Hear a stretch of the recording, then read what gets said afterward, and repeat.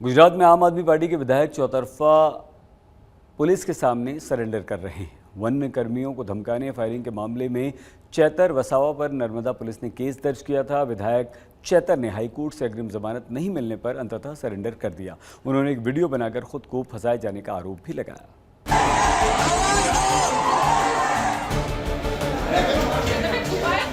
આ લોકો કઈ રીતના અમને ફસાવીએ એ ષડયંત્રના ભાગરૂપે આ ખોટા કેસો કરવામાં આવ્યા અને આજે મને અને મારા પરિવારને હેરાન કરવામાં આવે છે। मुझे फंसाने की साजिश हो रही है। इसी लाइन के साथ डोडियापाड़ा से आम आदमी पार्टी के विधायक चैतर वसावा ने पुलिस के आगे सरेंडर कर दिया। एक महीने से फरार चल रहे आप विधायक चैतर वसावा गुरुवार को अपने सैकड़ों समर्थकों के साथ नर्मदा जिले के डोडियापाड़ा थाने में पहुंचे और आत्मसमर्पण कर दिया। हालांकि इससे पहले उन्होंने वीडियो संदेश जारी कर कहा बीजेपी को उनका दृष्टिकोण समझ नहीं आया और इसलिए उनके खिलाफ झूठे मामले दर्ज किए गए। તમે સૌ જાણો છો ગઈ લોકસભા 2019 ની લોકસભામાં પણ આવી જ રીતે લોકસભા પહેલા મને એરેસ્ટ કરી લેવામાં આવ્યો હતો અને લોકસભાની ચૂંટણી પૂરી થાય અને ત્રીજા દિવસે મને છોડી દેવામાં આવ્યો હતો। તો આવી જ રીતના આ વખતે પણ મને ગૌદી રાખવાનો આ કાવતરા સામે અમે લડવાના છે અને લડતા રહીશું। મારો પરિવાર કોઈ પણ એમને લોભ લાલચ આપવા માટે પણ આવ્યા છે, ઘણી દાબ દબાણ કરવા માટે પણ આવ્યા, પણ ક્યારેય અમે એમના લોભ લાલચ કે ક્યારેય એમના દાબ દબાણમાં અમે ડરવાના નથી। અમે અહીંની પ્રજા માટે છેલ્લે સુધી લડવા तैयार છે। वहीं चैतर वसावा के सरेंडर से ठीक एक दिन पहले बुधवार को बिसावदार से आम आदमी पार्टी के विधायक भूपत भयानी ने अपने पद से इस्तीफा दे दिया था और गुरुवार को चैतर वसावा पुलिस की गिरफ्त में आ गए। यानी कुल मिलाकर गुजरात में आम आदमी पार्टी का टाइम अच्छा नहीं चल रहा है। पार्टी के कुल 5 विधायकों में से एक ने इस्तीफा दे दिया है और दूसरे की गिरफ्तारी हो गई, यानी बचे सिर्फ 3 विधायक। इसे लेकर आपके दूसरे नेता बीजेपी को कोस रहे हैं। જ્યારથી ચૈતરભાઈ ચૂંટાયા છે ત્યારથી એમને હેરાન કરવા, પરેશાન કરવા, તોડી પાડવા, એમને બદનામ કરવા માટેના તમામ ષડયંત્રો ભાજપ દ્વારા કરવામાં આવી રહ્યા હતા।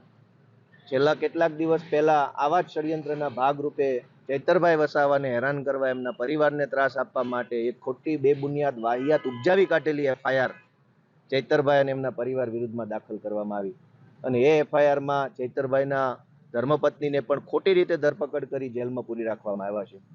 ચૈતરભાઈનો ગુનો એટલો જ છે કે ભાજપના 156 ધારાસભ્યોની જેમ મોઢા ઉપર આંગળી રાખીને બેસતા નથી, પણ આંગળી ઉઠાવે છે, સવાલ ઉઠાવે છે, એ એમનો ગુનો છે। लेकिन यहाँ से बात जानना भी जरूरी है कि आखिर लोकसभा चुनाव से ठीक पहले आम आदमी पार्टी के विधायक को गुजरात पुलिस ने अरेस्ट क्यों किया? उन्होंने ऐसा क्या किया था? ये जानने के लिए आपको एक महीने पहले फ्लैशबैक में जाना होगा। दरअसल चैतर वसावा पर 30 अक्टूबर की रात वन विभाग के अधिकारियों को धमकाने का आरोप है, हवा में फायरिंग करने का आरोप है, वन विभाग की जमीन के मामले में दखल अंदाजी करने का आरोप है, सरकारी काम में बाधा डालने का आरोप है। 2 नवंबर को उनके खिलाफ एफआईआर दर्ज हुई थी। चैतर वसावा के साथ 3 अन्य लोग इसमें आरोपी बनाए गए थे और गुरुवार को चैतर वसावा के साथ बाकी 3 आरोपियों ने भी आत्मसमर्पण कर दिया। अब डोडियापाड़ा पुलिस उन्हें कोर्ट में पेश करने की तैयारी कर रही है।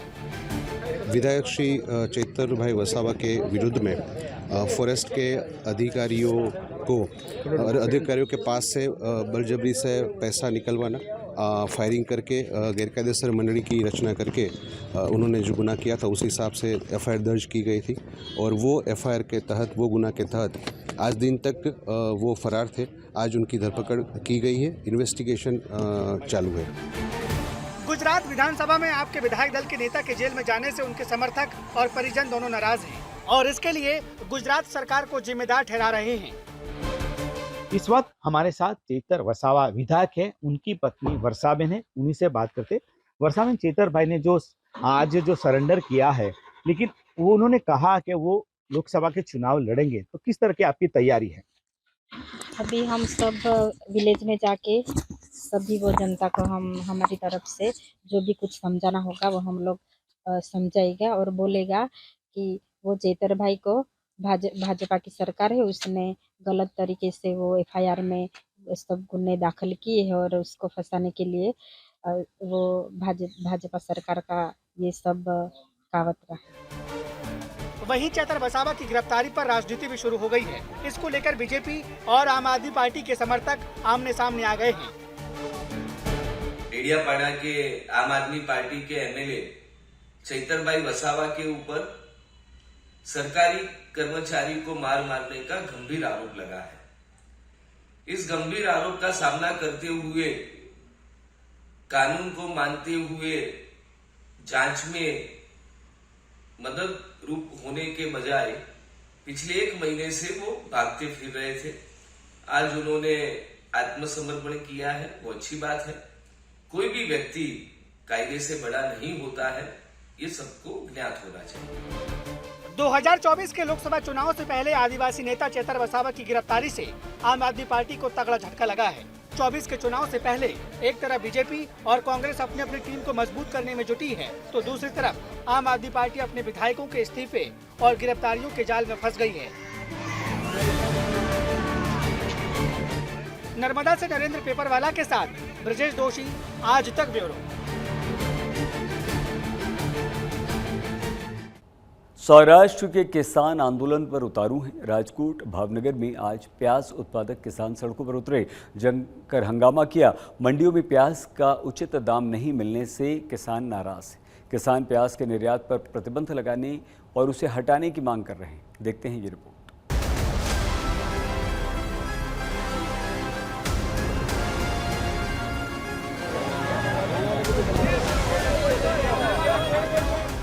जो प्याज अक्सर आम लोगों को महंगाई के आंसू रुला जाता है, वो प्याज सड़कों पर बिखरा पड़ा है।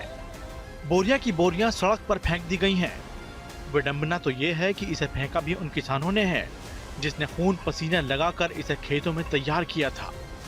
गुरुवार को सौराष्ट्र के सबसे बड़े गोंडल मार्केट यार्ड के बाहर किसानों ने कुछ इसी अंदाज में अपनी नाराजगी और गुस्से को जाहिर किया।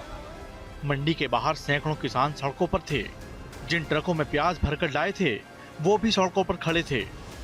राष्ट्रीय राजमार्ग पर जाम लगा था। दरअसल प्याज की सही कीमत नहीं मिलने से नाराज किसानों ने आंदोलन का ऐलान कर दिया है। मंडी में किसानों को प्याज की उतनी भी कीमत नहीं मिल रही जिसमें वो खर्च निकाल सकें। किसानों का कहना है कि प्याज के निर्यात पर लगी रोक की वजह से उनको भारी नुकसान हो रहा है। 700 થી 800 ભાવ હતા, એ અત્યારે 200 થી 300 કરી નાખ્યા, બરોબર? તો ખેડૂતને આ કોઈ ભાવે પોહાય નહીં ભાઈ। ખેડૂત આત્મહત્યા કરવા તૈયાર છે પણ ડુંગળી વેચવા તૈયાર નથી। રોડ અમે બ્લોક કરવાના જ છીએ। અમે જેને જે કરવું હોય ને પૂરી દિયો, જેને જે કરવું હોય કરી લે, સરકારને જે કરવું હોય કરી લે। राजकोट के जैसी भावनगर की भी तस्वीर थी। भावनगर के महुआ मार्केटिंग यार्ड में प्याज की नीलामी शुरू होते ही किसानों का आक्रोश फूट पड़ा। प्याज की सही कीमत नहीं मिलने पर किसानों ने हंगामा खड़ा कर दिया। किसान नेशनल सड़क पर चले आए और नेशनल हाईवे 51 को जाम कर दिया। किसानों ने यहां सरकार को प्याज निर्यात पर लगी रोक हटाने के लिए सिर्फ 24 घंटे का अल्टीमेटम दिया है।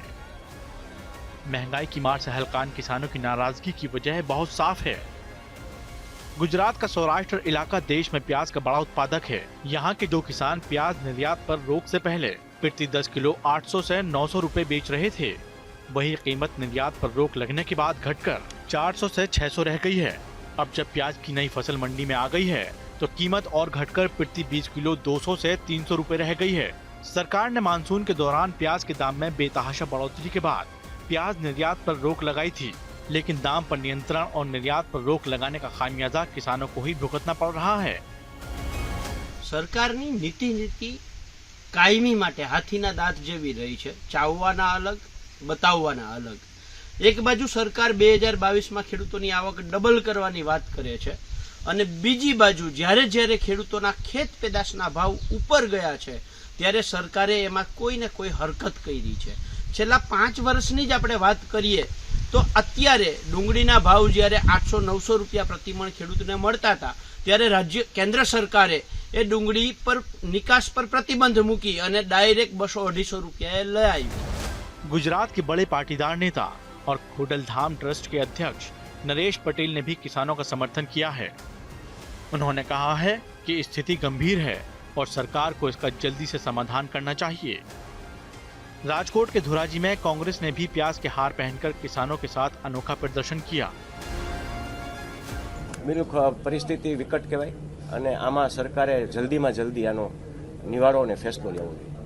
આજે ધોરાજી ખાતે કેન્દ્ર સરકાર દ્વારા ખેડૂતોની ડુંગળી જ્યારે ઉત્પાદન થઈ રહી છે ત્યારે નિકાસબંધી કરી અને ખેડૂતોના પેટ ઉપર પાટું માર્યું છે। 700 થી 800 રૂપિયાની 20 કિલો વેચાતી ડુંગળી આ નિકાસબંધીને કારણે 150 થી 200 રૂપિયાની વેચાઈ રહી છે। प्याज के निर्यात पर लगी रोक हटाने के मुद्दे पर सौराष्ट्र क्षेत्र के सांसदों ने 2 दिन पहले कृषि मंत्री अर्जुन मुंडा से मुलाकात की थी। राजकोट से सांसद मोहन कुंडारिया, पोरबंदर से सांसद रमेश धादुक, जूनागढ़ के सांसद राजेश चुंडासमा और किसान नेता जेठा पनारा ने केंद्रीय कृषि मंत्री के सामने किसानों की परेशानियों को रखा। केंद्रीय कृषि मंत्री नो टाइम लईने राजेश भाई चुडासमा, रमेश भाई धड़ुक અને હું અમે પરમ દિવસે ગઈકાલે સાંજે મળવા ગયા હતા। એને કીધું હું તાત્કાલિક ડુંગળીની ખરીદી થાય ને સારા ભાવે થાય એના માટેના હું કાલે મીટિંગ બોલાવું છું। નાફેડની મીટિંગ કરવાના હતા આજે અને ખેડૂતોને સારા ભાવ મળે એના માટેના અમે ખેડૂતના પ્રતિનિધિ તરીકે અહીંયા પ્રયત્ન કરી રહ્યા છીએ। बहरहाल अभी तक सरकार की ओर से कोई प्रतिक्रिया नहीं आई है, पर जिस तरह से किसान सड़कों पर आकर आक्रोश व्यक्त कर रहे हैं और आंदोलन तेज करने की चेतावनी दे रहे हैं, सरकार पर तुरंत फैसले लेने का दबाव है और इस फैसले पर सौराष्ट्र के हर किसान की निगाह टिकी है। राजकोट से नीलेश शिशांगिया और अहमदाबाद से ब्रजेश दोषी के साथ आज तक ब्यूरो। भरूच अंधकार में डूबा है। भरूच नगर निगम के बिजली बिल नहीं चुकाने पर बिजली वितरण कंपनी ने कार्रवाई की। नगर निगम की कार्रवाई और लापरवाही पर विपक्ष को मौका मिल गया। वो सड़क पर नगाड़ा बजाकर नगर निगम को जगाने का प्रयास कर रहा है।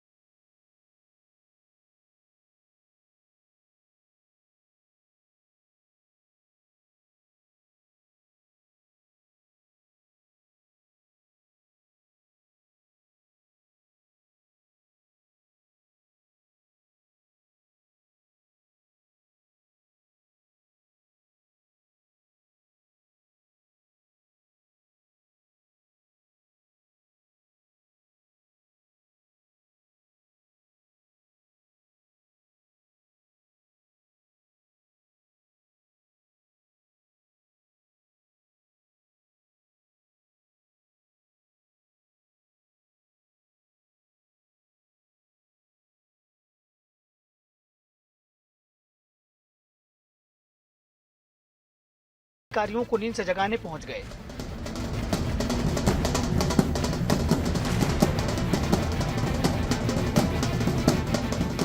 विपक्षी नेताओं ने भरूच नगर निगम को एक तिजोरी गिफ्ट की और टैक्स का पैसा उसी तिजोरी में संभालने की सलाह दी। इसके साथ ही विपक्ष के नेताओं ने इस मामले में सीधे सीधे भ्रष्टाचार का आरोप लगाया। भरूच नगर पालिका में नेता प्रतिपक्ष शमशाद अली ने पूछा कि जनता से वसूला गया टैक्स का पैसा कहां गया। इस भरूच नगर पालिका के कह सकते हैं कि भारतीय जनता पार्टी के वर्षों के शासन ने नगर पालिका की तिजोरी को खाली कर दिया है। करीबन 70 करोड़ रुपया का कर्ज इस नगर पालिका के सर के ऊपर लगा हुआ है। 2017 के अंदर भरूच नगर पालिका के अंदर 18 करोड़ का कर्ज था, वो बढ़कर आज 70 करोड़ रुपया का कर्ज हो गया है।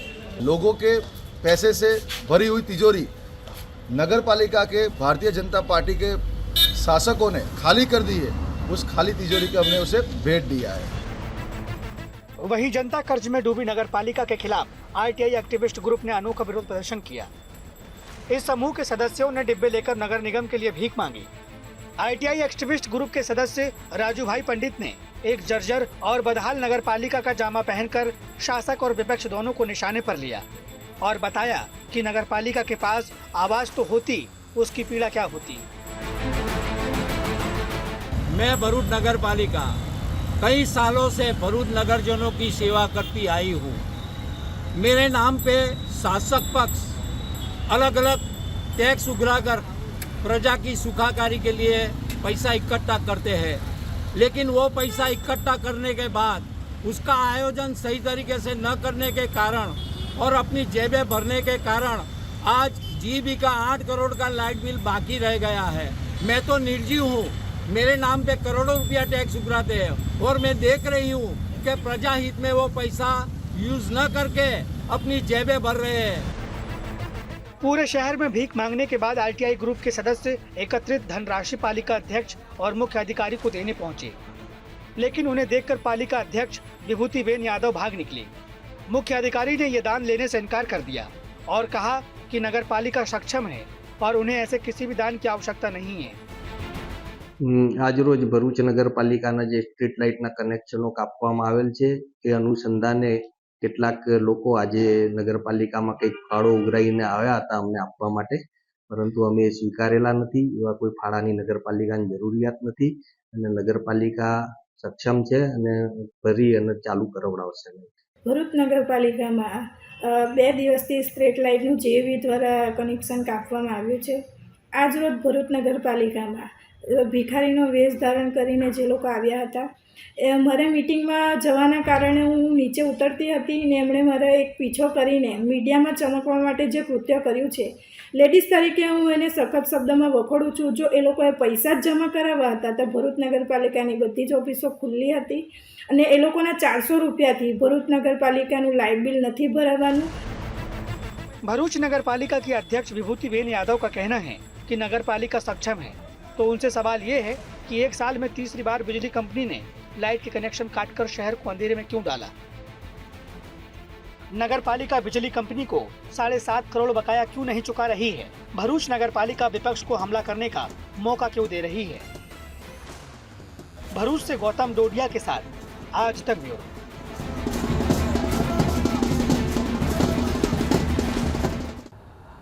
देश की संसद की सुरक्षा में चूक के बाद राज्यों की विधानसभाओं में सुरक्षा बढ़ाने की तैयारी हो रही है। बड़ी खबर यह है कि इसे लेकर गुजरात विधानसभा अध्यक्ष और गृह राज्य मंत्री हर्ष संघवी की मुलाकात हुई, जिसमें विधानसभा परिसर में सुरक्षा बढ़ाने पर सहमति बनी। ये सुनिश्चित करने की सलाह दी गई कि संसद जैसी कोई घटना विधानसभा में न हो। संघवी खुद विधानसभा पहुंचे। गुजरात हाईकोर्ट ने नादिया जिले में 30 गायों की मौत पर सख्त नाराजगी व्यक्त की। हाईकोर्ट ने कहा कि लोगों की सुविधा के लिए बेकसूर पशुओं की बलि नहीं दी जा सकती। दरअसल आवारा पशुओं की समस्या से निपटने के लिए 30 गायों को मवेशी बाड़े में रखा गया था, लेकिन देखभाल के अभाव के कारण सभी गायों की मौत हो गई। जब इन मृत गायों की तस्वीर सामने आई तो हंगामा मच गया। अदालत ने जिलाधिकारी को रिपोर्ट पेश करने के आदेश दिए।